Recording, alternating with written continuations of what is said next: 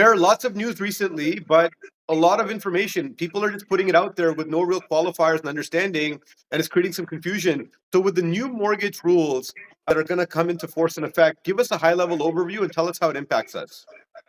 The goal was to make homeownership more affordable by the feds. We just didn't know how they were going to do it. Now we have an answer. It's not by lowering home prices, but it's by making debt more accessible and easier to take on. So this is what they've done.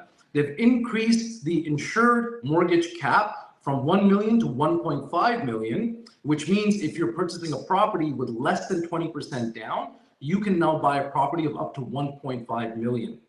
The minimum down payment required for a $1.5 million property would be $125,000. It used to be $300,000. So more people are able to jump into that pool and buy in, GTA, Toronto, Vancouver markets, right?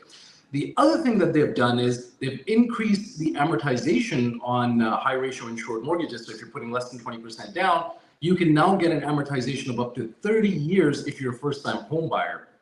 And if you're a repeat buyer, or if this is another home that you're buying, you can also get a 30-year amortization as long as you're purchasing a new build or from a builder. So these are the main changes that they've implemented, and they're going to have a massive impact on our market.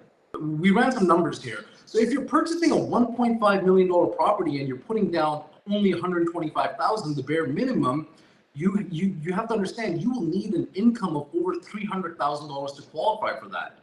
And that's not it. The insurance premium on this is going to be staggering. You're going to be paying $57,000 in CMHC insurance premium just to be able to buy that house. And we did some math on the calculations as well. So if you take a 25-year amortization, your mortgage million will be about $7,750 a month.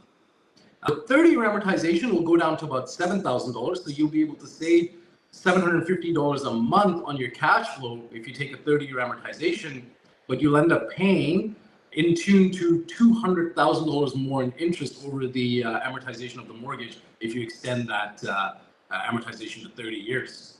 Yeah, I guess, Omair, it is a step in the right direction. Now, there's 2 points I want to quickly make. A lot of people have been calling the law office asking what the definition of a first-time homebuyer is. So there's 2 definitions. One is for the purposes of land transfer tax, which means that for that definition, you cannot have owned a property ever. It doesn't reset after 4 years, or if you go through a divorce or something like that. That one specifically applies once in your lifetime only. So keep in mind that that's not the definition we're talking about here. The definition we're talking about here is from the first home program, which has some qualifiers. So this actually, after a couple of years, if you go through a separation or a divorce, there's some rules that are in place for that, and there are some exemptions. So don't confuse that. The second part, Omair, you said in the beginning. I mean, it's another tool in our toolbox. Reality is that the only way to make homes more affordable is to build more homes. And the reality is we can't build more homes. Back in the 1970s was when our peak building was. 80,000 units is what we're able to do in a really now.